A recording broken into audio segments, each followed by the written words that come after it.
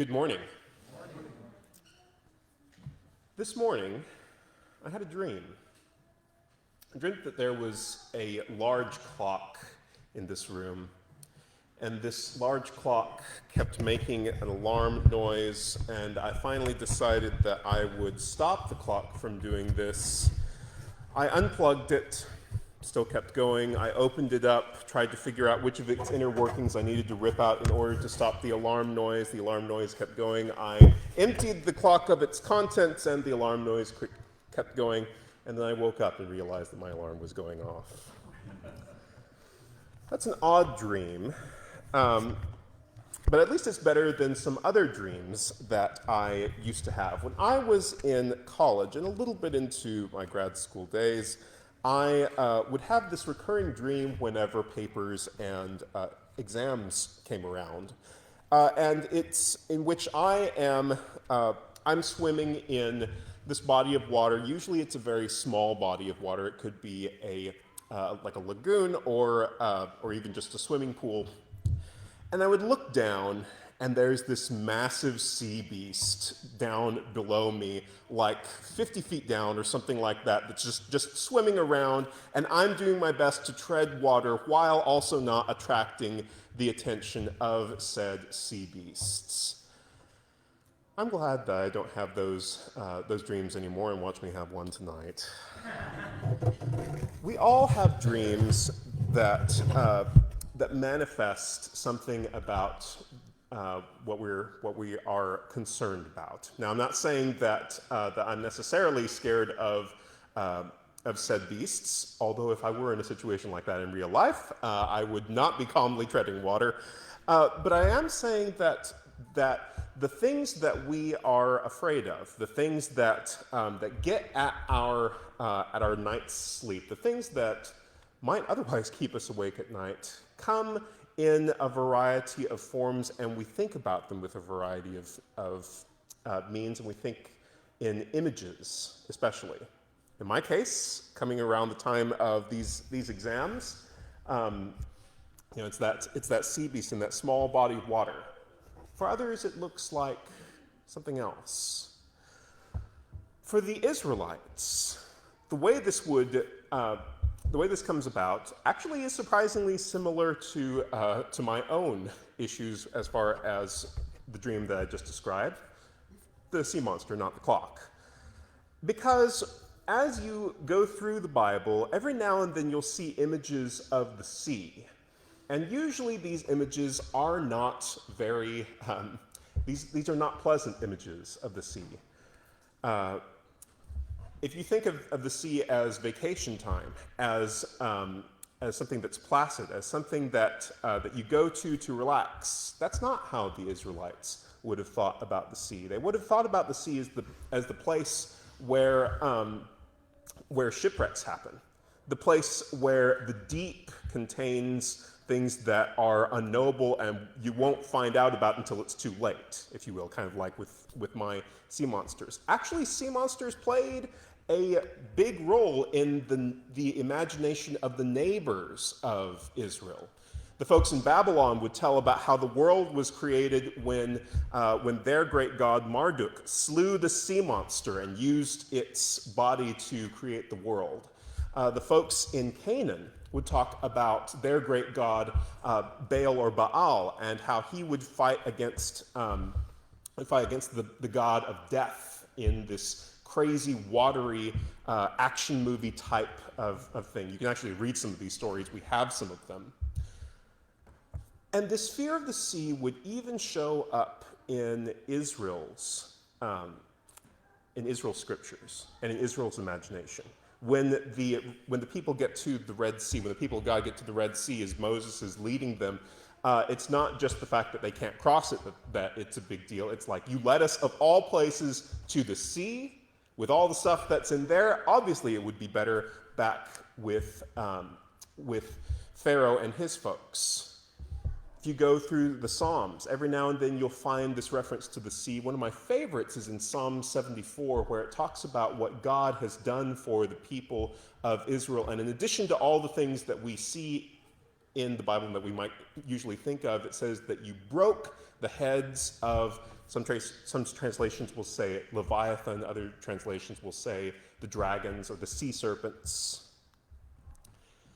This imagery is here not because Israel was afraid of sea monsters per se, but it's because that embodied chaos. It embodied these shipwrecks and swirling storms. It embodied all the things that Israel, as people who lived far from the sea, would have been scared of.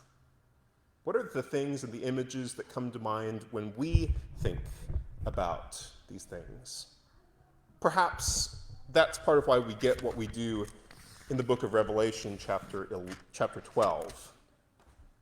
And I'll be reading from the Common English Bible here, which is a newer translation. If you would bring up that first line, it begins with this.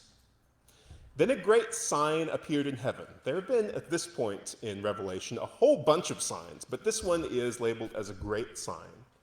A woman clothed with the sun, with the moon under her feet and a crown of 12 stars on her head. Don't get too caught up in the numbers and the imagery here. We're going to be taking a cursory look over this. She was pregnant, and this part is actually important. And she cried out because she was in labor, in pain from giving birth. Then another sign appeared in heaven. It was a great fiery red dragon. And here, don't think the Western version that walked around on all fours. Think the more serpentine version that comes with 7 heads and 10 horns and 7 royal crowns on his heads. And it goes on in the next few verses to describe how the dragon waits for the woman to give birth, but then in a miracle that God brings about, the child is whisked away and the woman goes and hides in the wilderness, and the dragon is left with no food and simply fuming. There's a lot more of the numbers and of the symbolism that's going on here. But then in verse 7 we get this. Then there was war in heaven. Michael and his angels fought the dragon. The dragon and his angels fought back, but they did not prevail. There was no longer any place for them in heaven, and so the great dragon was thrown down, that old snake, who is called the devil and Satan, or the accuser. The deceiver of the whole world was thrown down to the earth, and his angels were thrown down with him. We have more to read in just a moment, but let me pause and say this. Revelation is one of the harder books in the Bible to read, in part because you've got all of the symbolism that was written in part for folks who are not us, the folks who think about the sea as chaos, the folks who think about dragons as the symbolism of all that's wrong in the world. But it's also hard because it's tough for us as people whose imaginations can run wild, Hollywood being the best example of that. It's tough because we get caught up in the imagery that's there. We get caught up in the idea of Michael and archangels, or the archangel and his army of angels, and the devil and his angels, and all this cosmic war-making going on. And yet we at least potentially miss, some of the smaller things that go on that perhaps have more connection to the ways in which we live our own lives. And thinking through the ways in which spirituality is a part of our lives, not just in terms of spiritual warfare as we see depicted in the book of Revelation, but in terms of the ways in which we live and move and have our being as Christians. If you would go to the next slide. We see this, I think, in these next few verses. Now I heard a loud voice in heaven say, "Now the salvation and power and kingdom of our God, the authority of his Christ, his Messiah, his anointed one, have come. The accuser of our brothers and sisters, who accuses them day and night before our God, has been thrown down."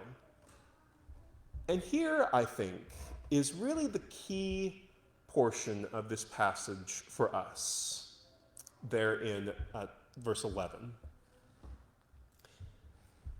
They gained the victory over him on account of the blood of the Lamb and the word of their witness. Love for their own lives did not make them afraid to die.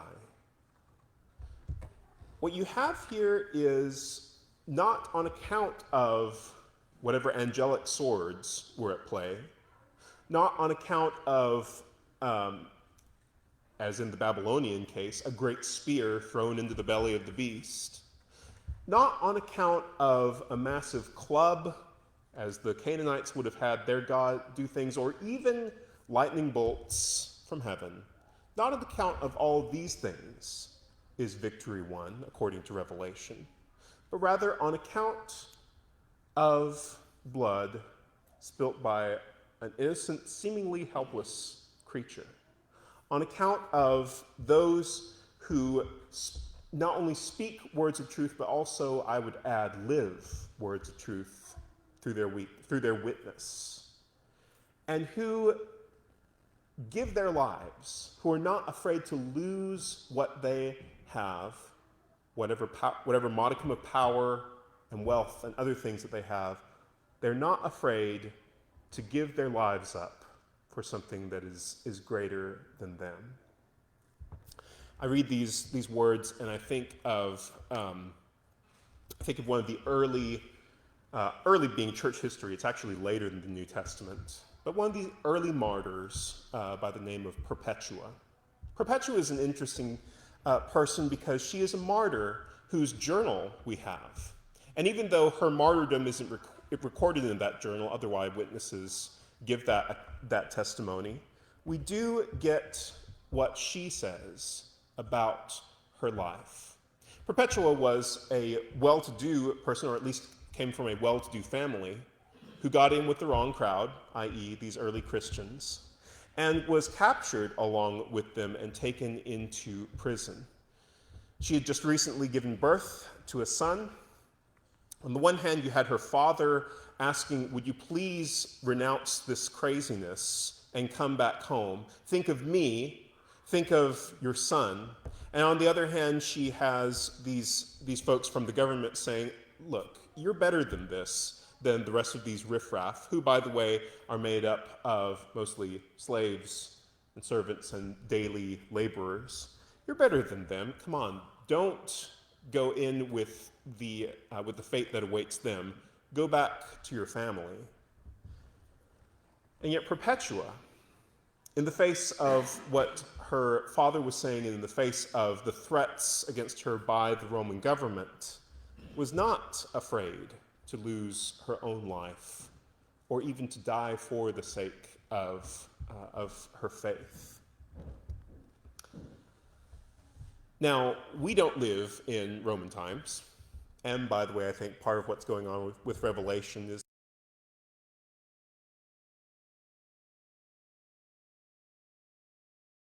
Roman Empire. But I do think there are other things that we can take from this for our own time. In the last verse in at least the passages that we're reading for this morning, we have this. Therefore rejoice, you heavens, and you who dwell in them, but the horror for the earth and, note, the sea. Because the devil has come down to you with great rage, for he knows that he only has a short time. The Bible doesn't go into a lot of what we might wish it would go into when it comes to the spiritual forces at work in this world. Really, it says more about the kinds of things that Corey talked about last week or a couple of weeks ago, that that God sees to the needs of the birds and the flowers, and how much more for people. We might want to know, what is it that the accuser, the devil, Satan, what is it that he does? What all is entailed in this? What is the horror that is in the earth and the sea? And yet we don't do that, or we don't get that. Instead, it says, in kind of it could be a dismissive tone, but really I think it's more a reassuring one. That whatever it is that, that the malignant spiritual forces are up to in this world, they do it with such passion because they know their time is short.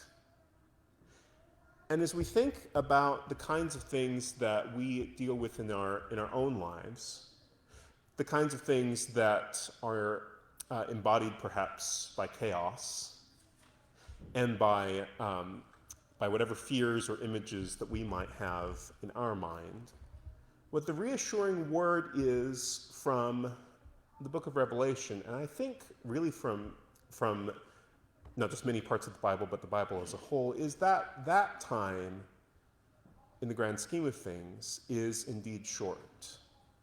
And so while we face troubles, while we face hardships, while we face suffering, one of the things that is offered in the face of these dragons, if you will, is that they look scary now, but their time is short. I mentioned Perpetua as one of the martyrs of the early church in the 2nd century. I wonder what it would look like for a church to, as in the words of the last verse,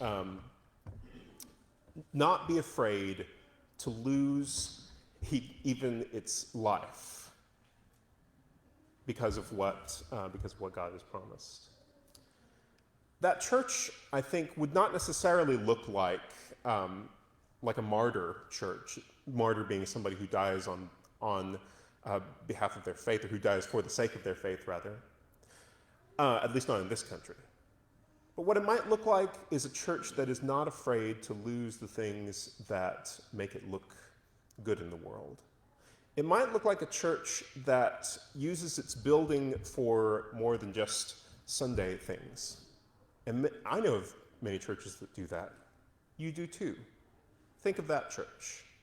It might be filled with the kinds of people who, yes, come on Sundays, but the kinds of things that they do during the week also testify that they are not about holding on to the things that make them great in the eyes of the world, that they give of their time, that they give of what resources they do have, that they give of their faith to others through testimony.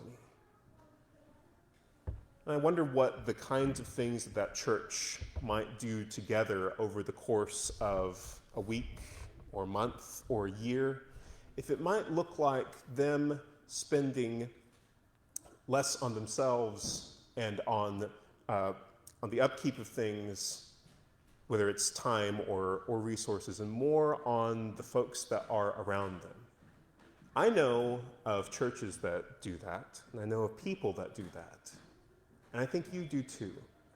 Think of what those things look like. Tonight, I hope I don't dream about sea dragons or other things that conjure worries to mind.